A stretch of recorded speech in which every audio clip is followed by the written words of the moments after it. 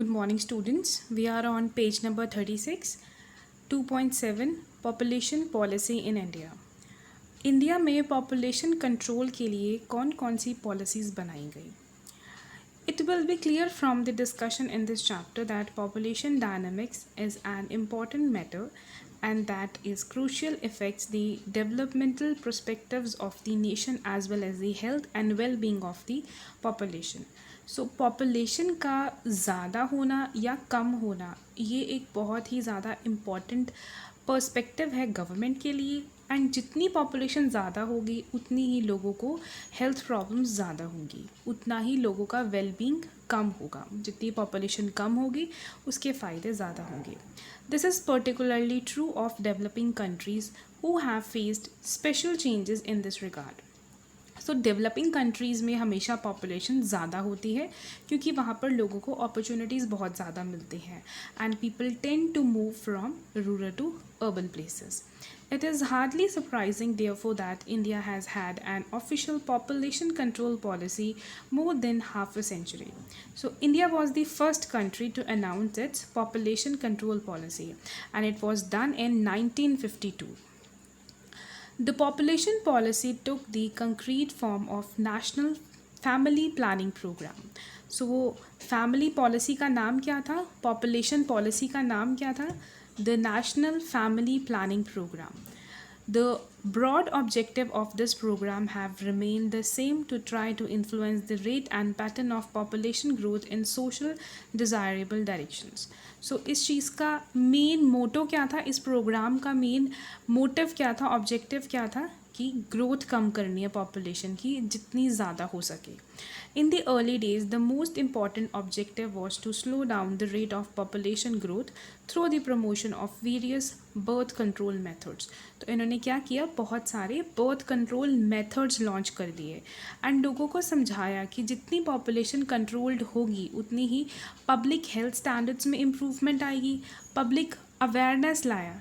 क्या क्या किया इन्होंने, कैंपेन्स किए, प्रोग्राम्स किए, रेडियोज़ पे काफ़ी सारी इन्फॉर्मेशंस दिए, टीवीज़ पे इन्फॉर्मेशन दिया, लोगों को समझाया कि जितनी पॉपुलेशन कंट्रोल होगी उतना लोगों की भलाई है. एंड हेल्थ इश्यूज़, क्योंकि पॉपुलेशन कंट्रोल्ड होगी, पॉपुलेशन कम होगी, डिजीज़ नहीं होगी, बीमारियाँ नहीं होंगी, डेथ्स नहीं होंगी एंड सो एज़ पॉपुलेशन को हेल्थ इश्यूज़ नहीं होंगे. ओवर द पास्ट सेंचुरी और so India has many significant achievement to her credit in the field of population as summarised in box 2.4. So इस पॉपुलेशन कंट्रोल का India को बहुत ज़्यादा फ़ायदा हुआ जो कि हम इस बॉक्स के बाद में पढ़ने वाले हैं. The family planning program suffered a setback during the year of national emergence 1975 to 76. So जो family planning program बनाया गया था उसको बहुत ज़्यादा नुकसान हुआ 1975 to 76 में, क्योंकि उस टाइम का मेन एजेंडा था पॉपुलेशन कंट्रोल का. सो लोगों के लिए कुछ सही और गलत नहीं था. फोर्सफुली लोगों की, स्पेशली बच्चों की स्टरलाइजेशन की जा रही थी. स्टरलाइजेशन क्या होता है कि जब हम किसी मेल की वैस्केटॉमी एंड फीमेल की ट्यूबिकटॉमी कर देते हैं तो वो आगे रिप्रोड्यूस नहीं कर पाते, चाइल्ड बर्थ नहीं कर पाते. एंड इस टाइम पर ये तक नहीं देखा जा रहा था कि जिसकी स्टरलाइजेशन हो रही है कि वो 18 ईयर्स का बच्चा है या बुज़ुर्ग है. नॉर्मल पार्लियामेंट्री ऑर्डर्स को भी डिनाई कर दिया गया था. इनके लिए कोई लीगल प्रोसीजर नहीं था, कोई लॉ नहीं था. During this time the government try to intensify the efforts to bring down the growth rate. So इस टाइम पर पॉपुलेशन का मेन मोटिव क्या था, ग्रोथ रेट को कम करना.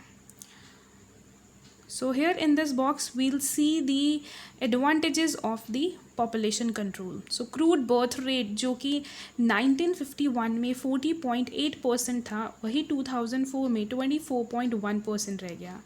इन्फेंट मोर्टेलिटी रेट डिक्रीज़ हो गया. 1951 में 146 per 1000 लाइफ बर्थ्स थे एंड वही 2004 में सिर्फ 58 पर 1000 लाइफ बर्थ्स रह गया. यानी कि कितना ज़्यादा कम हो गया. 1951 में इन्फेंट मोर्टेलिटी रेट थी 146, 2004 में कितनी रह गई, only 58. Reduce crude death rate of 25 to 7.5%, लोगों की डेथ कम हो गई. Now we are moving on box 2.5. Here we learn about national socio-demographic goals. तो इससे क्या क्या हुआ. लाइक हमने पॉपुलेशन तो कंट्रोल कर दी, इसके बाद में क्या चेंजेस आए हमारे वर्किंग में। सबसे पहले जितने भी बच्चे थे इन्फेंट्स को फैसिलिटीज़ दे दी गई, हेल्थ सर्विसेज दी गई, सप्लाईज़ दी गई, इंफ्रास्ट्रक्चर दिया गया, डिस्पेंसरीज ओपन कर दी गई जहाँ पर ये अनाउंस कर दिया गया कि पर इतने एज तक बच्चे की वैक्सीनेशन फ्री है। स्कूल्स में एडुकेशन फ्री कर देगी अप टू 14 ईयर्स, और साथ में ये भी बोल दिया गया कि प्राइमरी एंड सेकेंडरी लेवल तक बच्चों को कम से कम फेल करना है, कम से कम उनको ड्रॉप आउट करना है। इन्फेंट मोर्टेलिटी रेट 30 पर 1000 लाइफ बर्थ्स रह गई। मैटरनल मोर्टेलिटी रेट जो कि बहुत ही ज़्यादा होती थी वो कितनी रह गई, ओनली 100 पर 1 लाख लाइफ बर्थ्स। ठीक है, बच्चों के लिए वैक्सीनेशंस फ्री कर देगी, गर्ल्स के लिए एक मैरिजेबल एज डिसाइड कर देगी, दैट इज़ 18 प्रेफरेबली 20। ठीक है, achieve 80% institutional deliveries and 100% deliveries by train personnels. तो जो डिलीवरीज जो चाइल्ड बर्थ घर पे होते थे वो 80% अब कहाँ हो रहे हैं, हॉस्पिटल्स में हो रहे हैं, एंड जितने भी बर्थ्स हॉस्पिटल्स में हो रहे हैं 100% उनको डॉक्टर्स कर रहे हैं, ट्रेन पर्सोनल्स कर रहे हैं। लोगों को फ्री में काउंसलिंग फैसिलिटीज़ मिलने लग गई, कॉन्ट्रासेप्टिव्स मिलने लग गए, 100% रजिस्ट्रेशन स्टार्ट हो गई birth, death, marriage and pregnancy की। इंडिया में एड्स को कंट्रोल करने के लिए भी ऑर्गेनाइजेशंस ओपन कर देगी। जितने भी कम्युनिकेबल डिजीज़ हैं उनके preventive and controllable measurements launch कर देगी। कम्युनिकेबल डिजीज़ यानी कि जो आप टच करने से जाते हैं, या जैसे आज कोरोना वायरस है, ये क्या है, कम्युनिकेबल डिजीज़ है। So these were the things happened after the family program. Now we are moving on the last page. The students on last page, growth rate of population by introducing a coercive program of mass sterilization. As I've explained you earlier, sterilization बहुत high level पर हो रही थी. Here sterilization refers to medical procedure like vasectomy for men and tubectomy for women.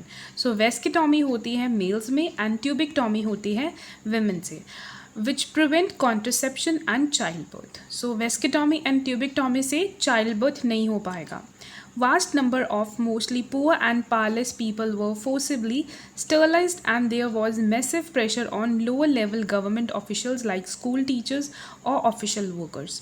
क्योंकि ये बहुत ज़्यादा high level पर हो रहा था, एंड स्पेशली कौन टारगेट किए जा रहे थे, poor and powerless people, and बहुत ज़्यादा प्रेशर था लोअर लेवल गवर्नमेंट ऑफिशियल्स पे like school teachers and official workers पे, to bring people for sterilization in the camps that were organized for this purpose. There was widespread population opposition to this program and new government elected after the emergence abandoned.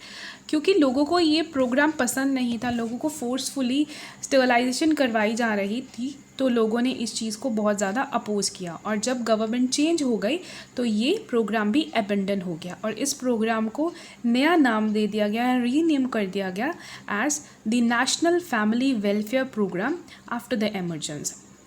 जितने भी forceful methods थे वो सारे vanish हो गए, and अब ये programme अपनी नई पॉलिसीज़ एंड नए ऑब्जेक्टिव्स के साथ में आया, इसकी नई गाइडलाइंस थी। ठीक है, a new set of guidelines were formulated as a part of the national policy the National Population Policy of the year 2000. These were summarized in box 2005. ये हम ऑलरेडी कर चुके हैं। इस प्रोग्राम का जो नया हमारा वेलफेयर प्रोग्राम आया, इसका क्या फ़ायदा हमें मिला। The history of India's National Family Welfare Program teaches us that while the state do a lot to try and create conditions of demographic changes, most demographic variables are ultimately matter of economic, social and cultural change. Students, we are done with the chapter. I hope you have understood the chapter, and if you have any sort of problem, please do message me. Thank you so much.